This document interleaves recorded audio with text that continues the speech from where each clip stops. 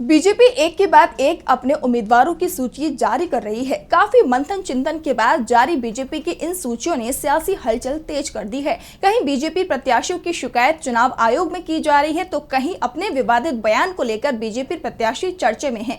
तो क्या है पूरा मामला, क्यों बीजेपी प्रत्याशियों पर मंडरा रहे हैं संकट के बादल, जानने के लिए देखिए ये रिपोर्ट। लोकसभा चुनाव में बुरी तरह से घिरी बीजेपी के नेताओं की भाषा अब बिगड़ने लगी है। बीजेपी नेताओं के अमर्यादित बयान को लेकर विपक्ष में नाराजगी है और मामला चुनाव आयोग तक पहुंचाने की तैयारी है। तो बीजेपी के कई उम्मीदवार अपने बयानों को लेकर खुद ही घिरते दिख रहे हैं। कलकत्ता हाई कोर्ट के पूर्व जज और बीजेपी प्रत्याशी अभिजीत गंगोपाध्याय अपने एक बयान को लेकर विवादों में घिर गए हैं। अपने एक इंटरव्यू में उन्होंने कहा कि वे महात्मा गांधी और नाथूराम गॉडसे में से किसी एक का चुनाव नहीं कर सकते। उनके इस बयान का कांग्रेस ने कड़ा विरोध किया है।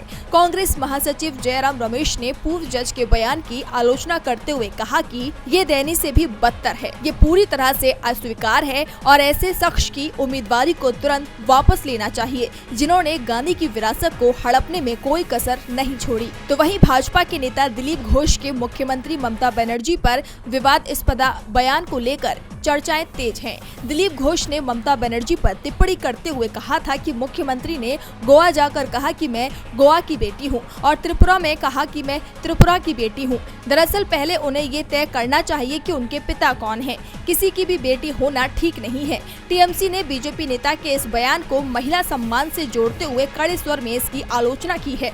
पार्टी की नेत्री सुष्मिता देव ने कहा कि भाजपा नारियों से नफरत करती है। इसके साथ ही उन्होंने मामले में महिला आयोग की चुप्पी पर सवाल उठाए। तो वहीं कीर्ति आजाद ने कहा कि ऐसे बयान से बीजेपी की मानसिकता उजागर हो रही है, वे नारी शक्ति का अपमान करते हैं। टीएमसी ने दिलीप घोष की शिकायत चुनाव आयोग से करने की बात कही है। बीजेपी नेताओं के ये विवादित बयान लोकसभा चुनाव के दौर में बीजेपी के लिए मुश्किलें बढ़ा रहे हैं। डीबी लाइव की रिपोर्ट।